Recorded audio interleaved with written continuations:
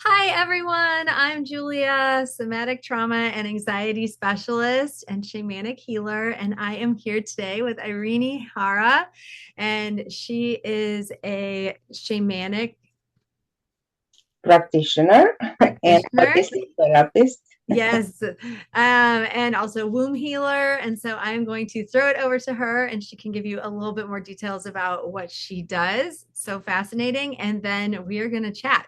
Irini? Thank you, Julia, for inviting me. So yes, my spiritual name Irini means a womb for peace and describes the core of my activities within for people and mainly women, which is to bring peace to the womb and create more womb consciousness. So I'm specialized in trauma therapy in relationship to the womb reality and in the shamanic womb healing, according to the tradition of the womb medicine wheel that has been created a few years ago by a couple that is residing in USA actually, Serenaza Bertrand. And I use different tools, different methods in my sessions or workshops, but always the focus is to guide people to find the hidden patterns or mechanisms that still govern their life from the shadows. And it's mainly about trauma, early trauma, or womb trauma in many cases, and to support them in retrieving a healthy identity and a healthier way of living. And I'm so excited to talk to you with the whole shamanic stuff. I find I don't find a lot of shamanic practitioners in my area, so it's always nice to connect. And the fact that you are all the way across the world is one of the reasons why I do love technology so much, is because we're able to come together in that way. So I know you work with trauma, ancestral patterns, womb healing, identity, family systems. If all of those are different doorways into the same room, what do you find is actually waiting on the inside? What is actually Mhm. waiting? What do you find is on the inside? When I speak about trauma or womb trauma in general, I give this metaphor of the labyrinth. The famous mythological story of the labyrinth from the Knossos Palace in Crete. That actually I visited 2 years ago. It's a fantastic place to visit. I recommend. There is no labyrinth there, but the myth contains this idea of the labyrinth that was built by the Minoan king, and inside it you find the Minotaur, which is a very scary animal. It's also a mystical animal because, of course, it doesn't exist the way they depict it, and it chases people. And in this kind of labyrinth, the goddess Ariadne brings you a red thread. I call it red because inside the womb it's always about bloodshed and all these stories of menstruation and cyclic nature of women. But it brings you a thread to take you out of the labyrinth while you are running from this minotaur. And this is a metaphor because the labyrinth is our psyche and is populated with a lot of minotaurs, which are traumas, all sorts of traumas, all sorts of layers. It's a whole big trauma biography that we acquired since conception and even before from the ancestral lineage. And in this case, the therapist, and let's say it's me, for some reason, it can be also some other person who studied it, is the goddess. And we tend to the people who are interested to know themselves better and to go inside this labyrinth and to explore what is there and then bring it on the surface, accept it, and then start the healing process and integrate it. We offer this thread, which is the guidance we give. And that is pretty much the work of any person, I think, that works with healing and wants really to go very deep. Because all these doors, all the methods we use, all our skills are just a way to facilitate this meeting with what is inside. And I also want to give here the invitation, again, relating to mythology. Many of us probably have heard of the oracle from Delphi, which is a temple also in Delphi. And in this case, we speak about goddess Mnemosyne, which is related with the dream space, right? She guides us into the dreams to also gather information from the subconscious. But in this case, what I want to refer to is what is written at the entrance of the temple. And is written, know thyself, know yourself. So that is the invitation I always make to any person who wants to open a door inside. Know thyself first, because then all the answers you seek will be found, and it's inside always. Mm. So many people spend years trying to heal. At what point does healing stop being a path to freedom and start becoming another identity that people want to hide inside? Um, I'm not sure if it's about hiding. Actually, it's about revealing what is hidden, as I said.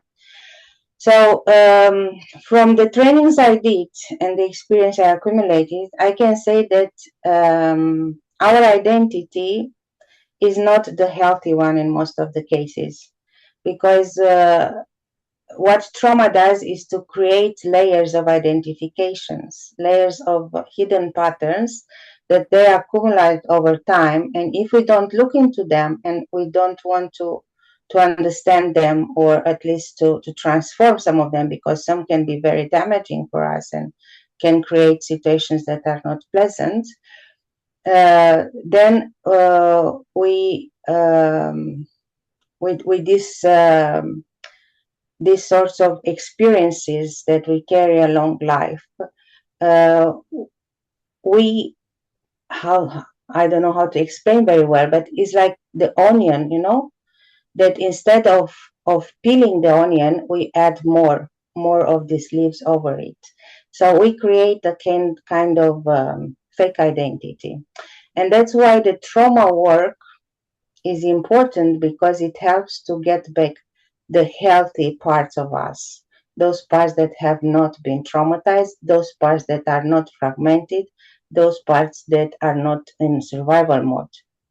And what I find very interesting is that it's true that many people, and I have many clients sometimes that come to me with this idea: I did everything. I tried every method. I healed a lot. I'm working for myself for 20 years and now. And still, they are feeling stuck. The relationship don't work. They don't see the future in a pink way. They might have issues with the work, or business, or whatever. They might have a serious health issue and so on. So I always say there is healing and healing with age, Mayuskoa. And trauma healing is what brings the age, the big age healing, because it's a place where you cannot run from those parts of you that actually are longing for being together instead of continuing in split. The split being, I'm referring to trauma split. And retrieving the health identity is not something like you can do it like taking a pill from today to tomorrow. You are renewed and you already know who you are. It takes some time. And it always starts with a question: who I am, who I am truly, at my core essence, who I am when I'm not inside this identification with this person, with the mother, father, or uncle, or children, or spouse, or whatever. Who am I when I don't have to perform, when I don't have to please someone, when I don't have to overgive, when I don't have to eat too much because I feel a void inside me, and then I go into food disorder or other types of addictions. So that is the question that it allows you to then understand which way to go.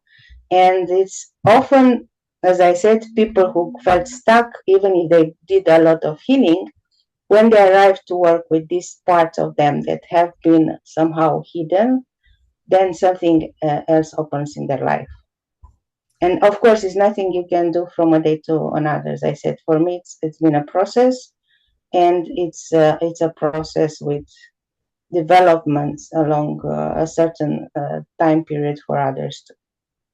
So I know one of the things that you work extensively with is inherited patterns. So, what is something that you have seen people blame on their ancestors that was actually their responsibility to change? Yeah. Well, I actually was there too. I had some moments when I blamed them because they didn't do their work, and I'm supposed to do the work for them too. But that is actually an excuse that we create to not see into the obvious. Because those ancestors, if we look to their lives, they didn't have the tools we have nowadays, and they went through really a lot of hardships. And many of them might have done some work, others at all, because they really didn't have the resources and the understanding for it. Now, it's not, it's common, but it's not useful to blame anyone because in reality, this creates a victim mentality. And when we go in this mentality, it's very difficult to see the reality for what it is. It's just a coping mechanism. So the real question here would be, okay, I don't want to blame anyone, but then something bad happened to me and something bad happened to them, and there is a connection in between. And we often see this when we do ancestral healing, or even when we do trauma healing. We see identifications with ancestors, right, in a lineage. The real question would be, what is my responsibility in all this perpetuation of trauma? Because it can be a succession of traumatic events, and sometimes we just repeat them without even understanding, or we repeat a pattern of behavior or thought, belief, and we don't know exactly where it's coming from.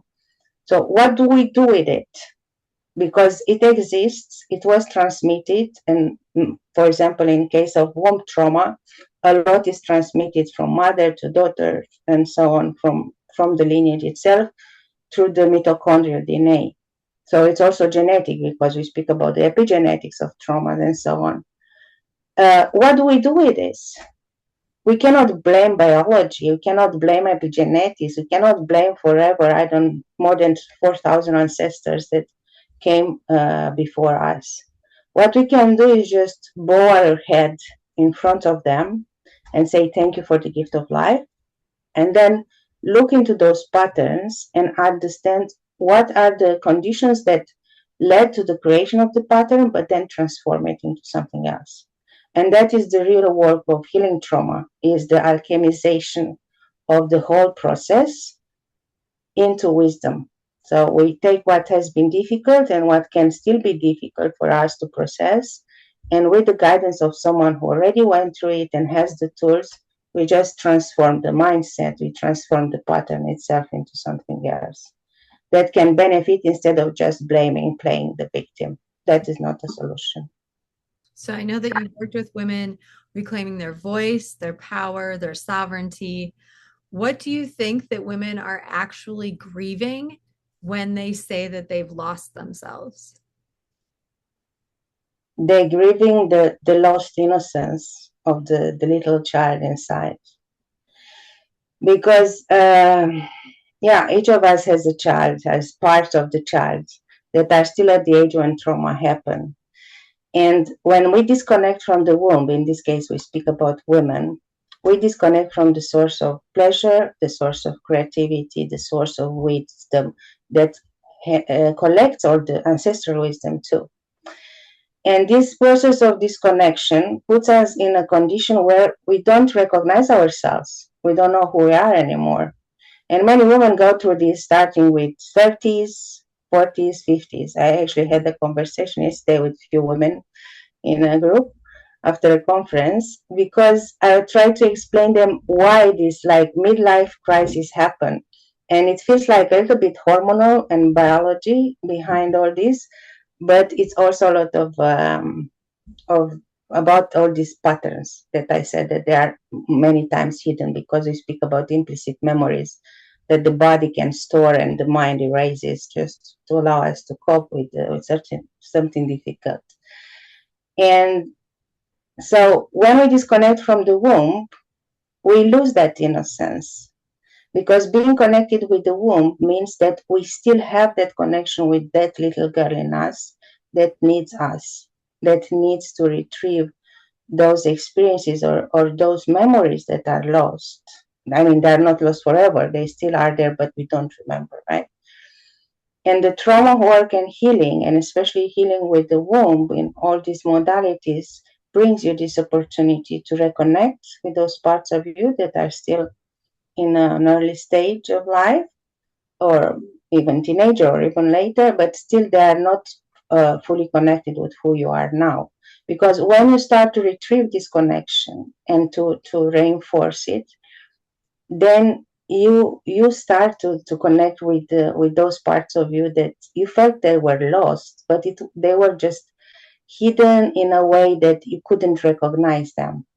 And then you just created a different version of you, like the accomplished woman, the superwoman. These labels do not make sense anymore when you start on this path, because it's actually your vulnerability and ability to connect with what is difficult and to transform it through a certain process or processes that brings you the wholeness and the true identity back. So, what is a belief about empowerment that sounds inspiring, but actually keeps people stuck? Because there is a trend nowadays, I notice, in the healer's world or therapeutical world or personal development world. I see many offerings sometimes speaking about empowering, empowering someone. We offer empowerment, like this workshop or this course will empower you. And I keep reading those words, and for me, the real healing work, and including trauma work, is not about empowerment of someone else, but about self-empowerment. And there is a very subtle but very important distinction between self-empowerment and empowerment from the point of view of who accompanies someone in this process of discovery and healing. Because none of us has the ability to empower someone else. We barely empower ourselves. But what we can do if we guide other people is to show them what are the possibilities to transform something into gold. I like to say transform the pain into gold. We transform the grief into gold. We transform the shame or whatever heaviness is there into real gold. But this real gold is when we start to understand that our power is something that has always been available inside us. The real issue was we are not able to tap into it and to really make use of it properly. So it's not about empowerment, it's just self-empowerment. And the knowing who you are is a way to self-empower, not it's empowerment of others, because they already have their power. There is no need to give more power to someone. We cannot even do this. What we can give is wisdom, is the experience itself, and guidance. But then they can get their power back to a certain extent, because it's not like you take back something. You already had it, always. But you didn't know. You were not aware how much you had and how you can in a healthy way, can exercise the power, because one of the big issues of our world is that many use the power in an abusive way. Mm. And they think that is the normal way. And it's not. That's a really good point. Many spaces, like healing spaces, focus on becoming more conscious, more healed, more embodied. What do you think is the real work in learning how to need less? Is to become whole. We don't need to be more. We are just enough all the time, at every moment, second of our life. We have been and we are still and we will be enough. But when you hear in your childhood, you are not enough, you are stupid. When you are bullied, when you are abused in so many different ways, it can be physical, it can be sexual, it can be through bullying, as I said, so verbal and emotional or psychological, you create this false idea about yourself.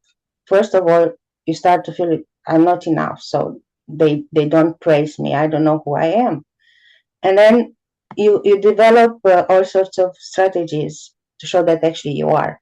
But you want to be more and more and more because it's never enough the way you try to show it, and there is no need because you always have been enough. But they told you you are not, so you believe them.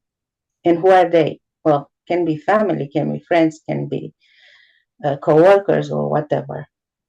So that is a kind of inner narrative that we construct because of traumatic events that usually happen very early in our life. And of course, sometimes there are circumstances in our life that also put us in condition to feel that we are important, we cannot do much, and we are not able to do much. We don't have that power to influence. But that is always something that we can change. It might take more effort sometimes. It's always something that is available, but it's just, as I said, it's not about more, it's about wholeness.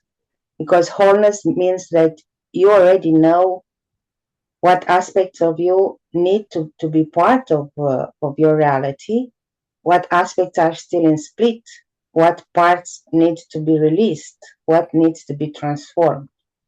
And when you are whole, you don't even need to demonstrate that you are more because you are enough as you are. And that is what trauma work should do for all of us. And it's not something, as I said, you don't become whole after many years of trauma in a day, but it's possible. Well, thank you so much, Irini, for joining us. And for those of you who are listening, please do some things today that light you up and set your soul on fire. And I will see you in the next conversation.